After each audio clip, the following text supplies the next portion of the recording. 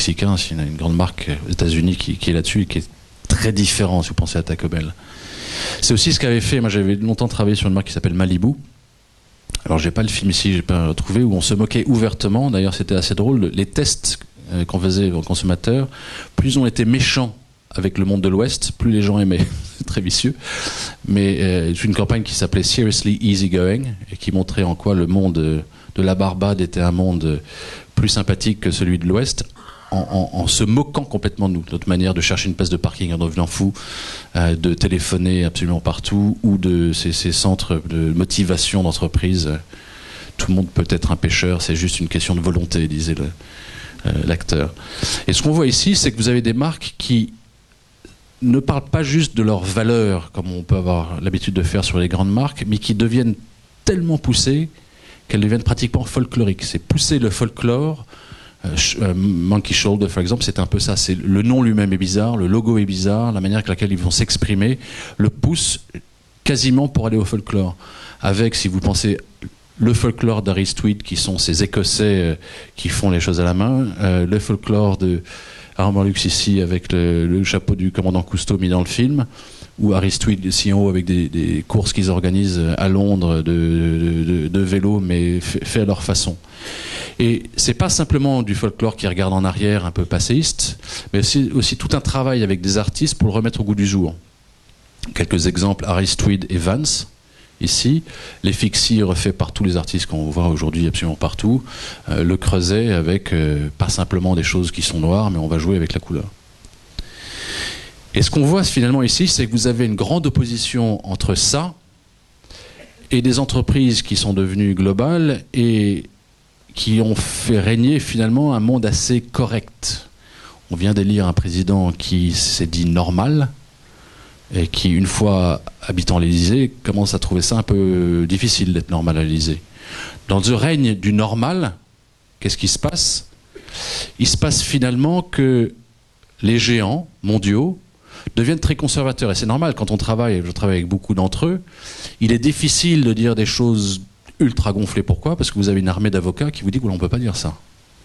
On a la censure, ou pas la censure, mais tout le contrôle publicitaire qui fait que les messages deviennent de plus en plus. On ne peut pas montrer des seins sur Facebook, même pour une bonne cause, c'est censuré. Donc face à tout ça, qu'est-ce qu'on voit ? On voit l'arrivée de gens qui sont gonflés, de gens qui ont la capacité d'émerger grâce à un seul mot qui est celui de la démesure. Et les choses qui émergent aujourd'hui sont des choses finalement qui se servent de cette démesure pour dire si je suis naturel, je ne peux pas être juste naturel, il faut que je sois démesurément naturel. Que mon produit soit naturel dans sa texture, son goût, dans son packaging, dans la manière avec laquelle je parle.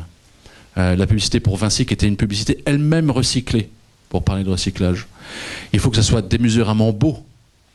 La première entreprise du monde a fait des produits qui sont démesurément beaux. C'est pour ça qu'elle est devenue première entreprise du monde en partie. Voilà, j'arrive pas. Le mot fou. Red Bull qui fait sauter quelqu'un et on a 9 millions de personnes qui attendent de voir quand il va se cracher avec un peu de chance. Il s'est raté, il a réussi, mais c'est démesurément fou, c'est complètement hystérique, c'est un risque énorme de leur part de tuer quelqu'un en direct. Si on veut être normal, d'accord, mais démesurément, voilà, normal.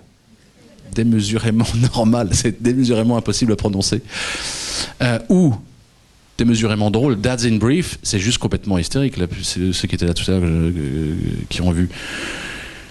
Et si on veut être classique, c'est pas juste classique, Aristide, c'est démesurément classique. C'est joué à l'extrême, le logo est fait à la main, on fait ces courses de vieux vélos, etc., etc.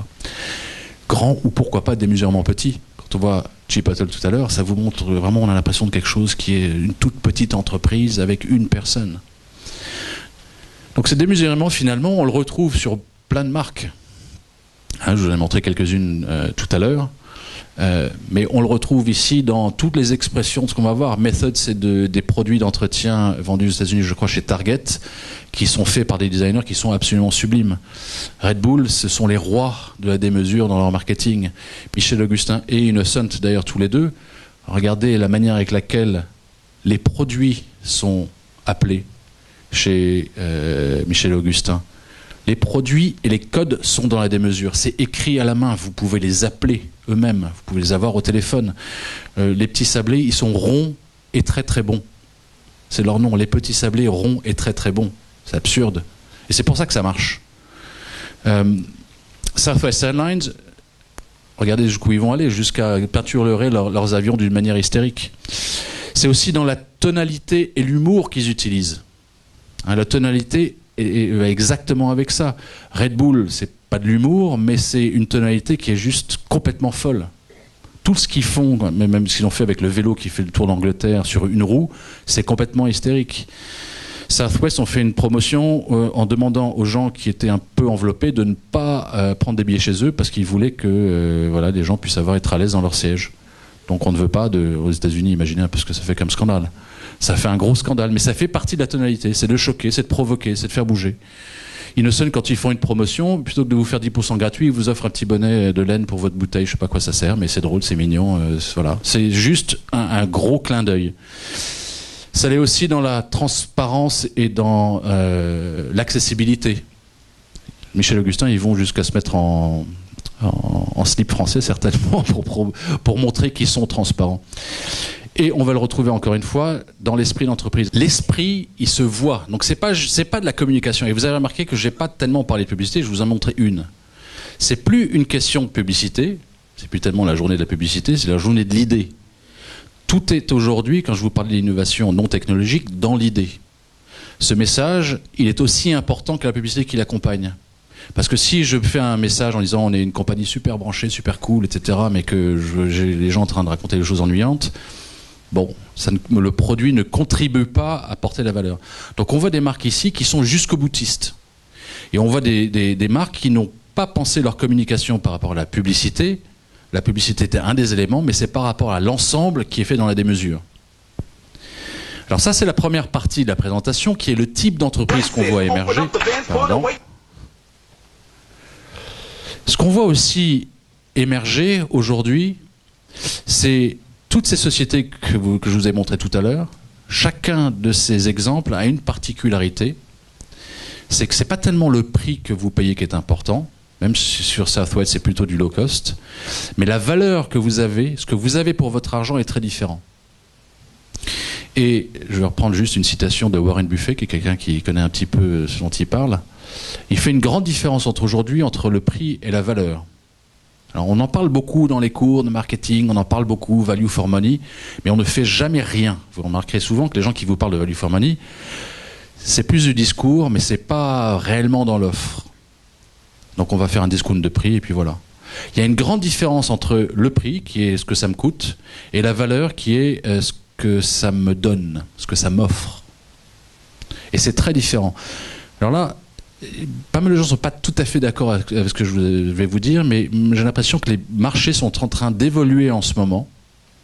Et moi, je vois un grand mouvement qui est représenté par ces trois figures. C'est pas un jeu d'enfant, même si ça l'est quand même un peu. Ça, c'est ce qui émerge après les années 60, l'arrivée de la grande distribution. Les marchés sont vers le bas, c'est-à-dire les produits pas chers, en masse. C'est ce que nous offraient les Carrefour quand ils se sont ouverts, ou les Leclerc. C'est d'accéder à une masse, à des produits pas chers. Et plus vous alliez vers des produits chers, moins il y en avait. Donc les produits luxe tout en haut, pas beaucoup de produits de moyenne gamme, et beaucoup de produits pas très chers. Donc c'est l'arrivée de la classe moyenne qui peut s'offrir beaucoup de choses pas trop chères. La grande distribution permet ça. Ce qu'on a vu ensuite se développer avec l'enrichissement de la classe moyenne, c'est des marchés qui ressemblent à ça. Vers le bas, pratiquement plus rien. C'est-à-dire que les premiers prix quasiment oubliés. C'est de ça dont beaucoup de distributeurs d'ailleurs ont souffert. C'est-à-dire qu'ils ont tellement poussé les prix vers le haut ou vers les moyennes gammes qui commencent à être perçus comme étant plutôt assez chers. Des gammes moyennes très larges et un luxe qui reste assez petit. Donc des produits moyenne gamme très larges. Vous prenez l'automobile. C'est tout à fait ça, l'automobile. Vous avez Peugeot, Renault, on voit ici l'expansion de nos marques nationales et d'autres marques anglaises ou allemandes, les Rover, etc. à cette époque-là. Ce qu'on voit se développer aujourd'hui est radicalement différent. Et c'est extrêmement important dans la manière de réfléchir aux produits. Ce qu'on voit, c'est quoi? Des produits bas de gamme qui reviennent en force. Et ça, c'est certainement les crises, notamment à partir de 2001, qui créent ça. On a besoin de retrouver des produits bas de gamme. Mais aussi, qu'est-ce qui se passe à ce moment-là? C'est que vous avez l'arrivée de marques qui vous offrent des bas de gamme très différentes, et je vais en parler dans une seconde.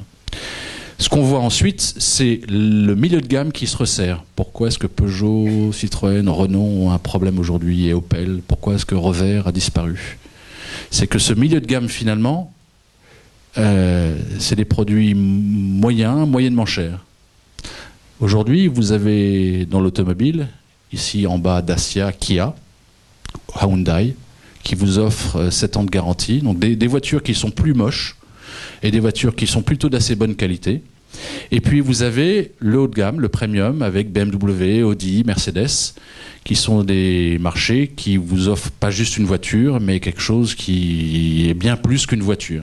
Et puis vous avez l'ultra haut de gamme avec Rolls-Royce, Bentley, Ferrari, Lamborghini, Porsche. Les marchés qui se développent sont les marchés vers le bas et les marchés vers le haut. Tout ce qui est au milieu est en train de disparaître.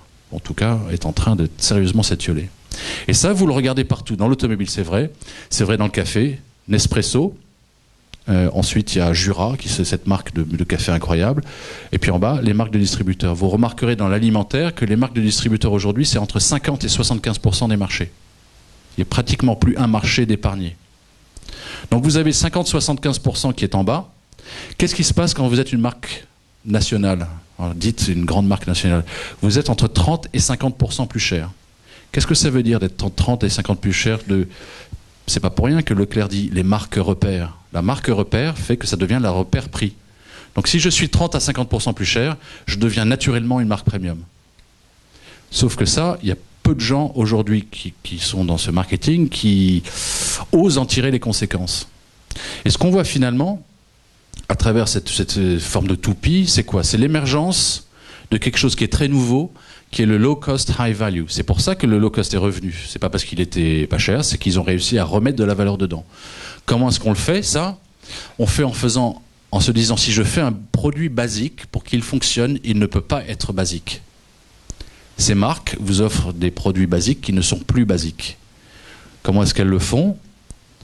Ça peut être basique et fun. Je peux avoir du plaisir avec un produit basique.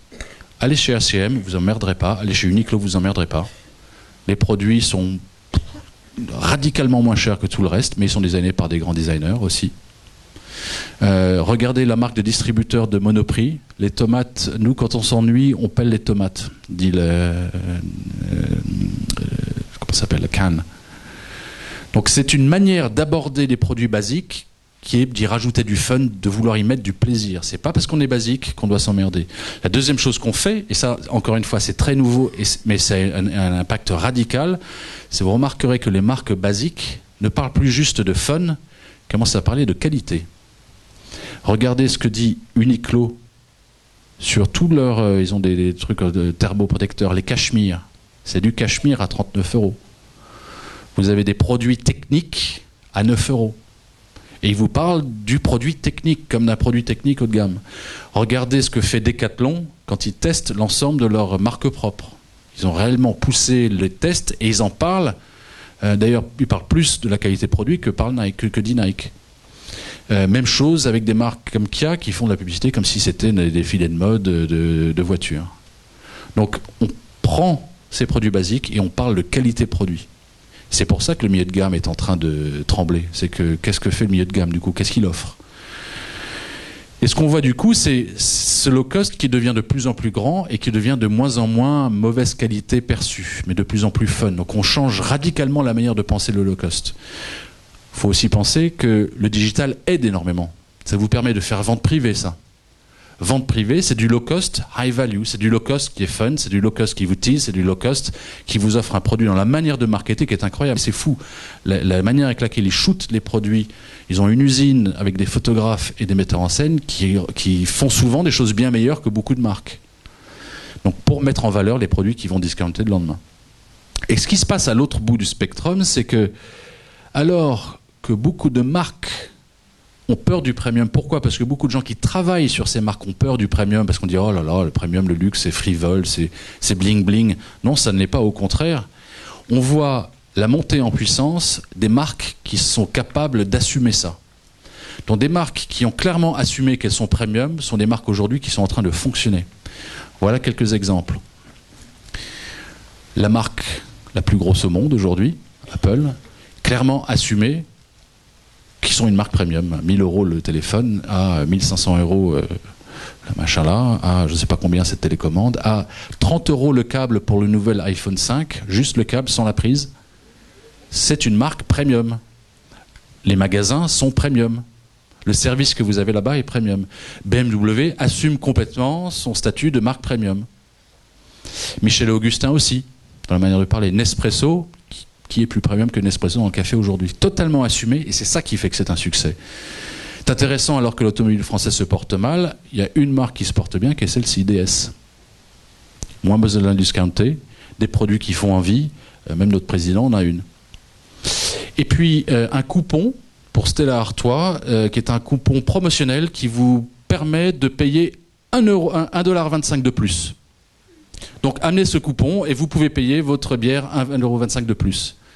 Donc ils jouent sur le fait qu'ils sont chers et ils jouent sur le fait que la promotion chez eux, c'est de vous faire payer plus. Et ça, c'est des marques aujourd'hui qui fonctionnent. C'est des marques qui gagnent plus d'argent que les autres. Hein, et c'est des marques qui ont assumé qu'elles étaient premium. Donc le low cost avec la valeur premium du fun et du plaisir, et tout ce qui est autre aujourd'hui, si ça veut fonctionner, a besoin d'assumer son côté premium. Alors, c'est un point de vue personnel, mais voilà, je suis content de pouvoir le partager avec vous aujourd'hui.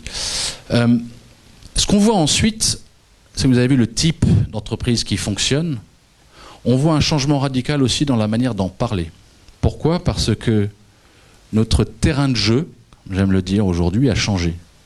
Et notre terrain de jeu, qui était peut-être un film avant et une affiche, eh bien, ce qui s'est passé, c'est qu'il a explosé. C'est pour ça qu'on a une chance folle de travailler aujourd'hui dans la communication, parce que c'est beaucoup plus amusant maintenant que ça l'était dans les années 90. Et qu'est-ce qu'on fait ?